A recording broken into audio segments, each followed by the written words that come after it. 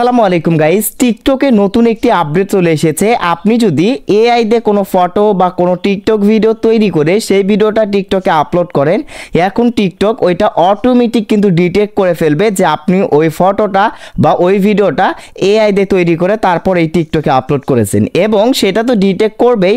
এবং আপনার এআই দিয়ে তৈরি করা ছবি বা ভিডিও আপনি যখন টিকটকে পোস্ট করবেন, পোস্ট করার সাথে সাথেই আপনার ভিডিওর নিচে কিন্তু লেখা থাকবে যে এটা একটা এআই দিয়ে তৈরি করা কন্টেন্ট। মানে যে অটোমেটিক ডিটেক্ট করতে পারবে যে আপনি আপনার ভিডিওটা এআই দিয়ে তৈরি করেছেন কিনা, বা আপনার ফটোটা এআই দিয়ে আপনি তৈরি করে টিকটকে আপলোড করেছেন কিনা।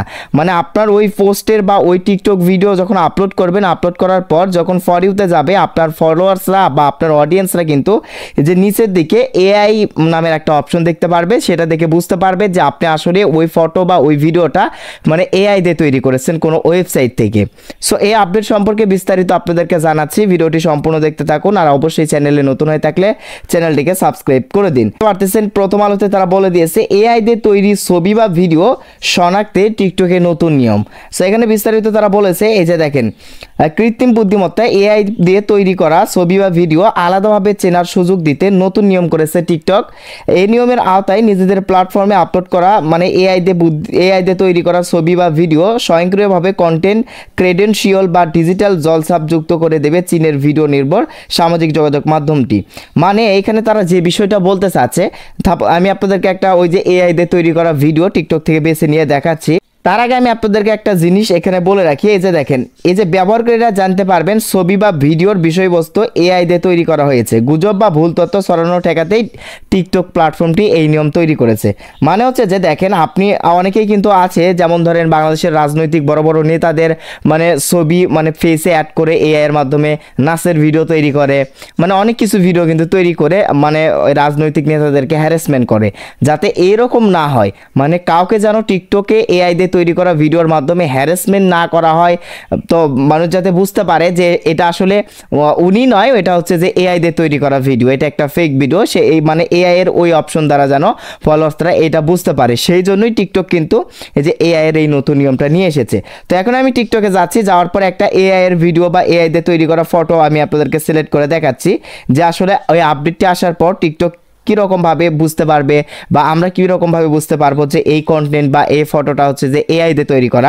দেখতে পারতেছেন আমার এখানে একটা এআই দিয়ে তৈরি করা টিকটক ভিডিও ওপেন করা হয়েছে। দেখেন এইখানে একটা হুজুরকে কিন্তু এখানে আসলে অপমান করা হয়েছে, হ্যারাসমেন্ট করা হয়েছে। যেমন ধরেন দেখেন, এইখানে তাহেরি হুজুরের মানে ফটো দিয়ে এআই দিয়ে দেখেন ডান্সের ভিডিও তৈরি করেছে। সেই ক্ষেত্রে কিন্তু তাহেরি হুজুর একজন হুজুর মানুষ, একজন আলেম মানুষ, তাকে কিন্তু এই যে ডান্স করানোর মানে এআই এর এই ভিডিওটা তার ফিক দিয়ে আসলে তৈরি করা আসলে ঠিক হয় নাই। তো এরকমভাবে দেখেন, সো এরকম যে এআই দিয়ে এই ভিডিওটা তৈরি করা হয়েছে সেটার কিন্তু কোনো মানে বোঝার কোনো ক্ষমতা নেই। মানুষ মনে করবে হয়তো তাহেরি হুজুরি ওই মানে কনসার্টে ডান্স করতে, সেটা অনেকেই মনে করতে পারে।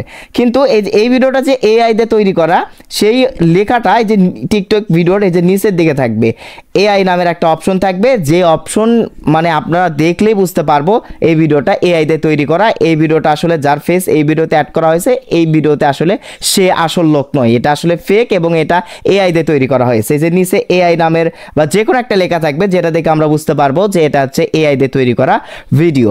সো যারা হচ্ছে এআই দিয়ে টিকটক ভিডিও তৈরি করেন, সো তাদের জন্য আপডেটটি জরুরি।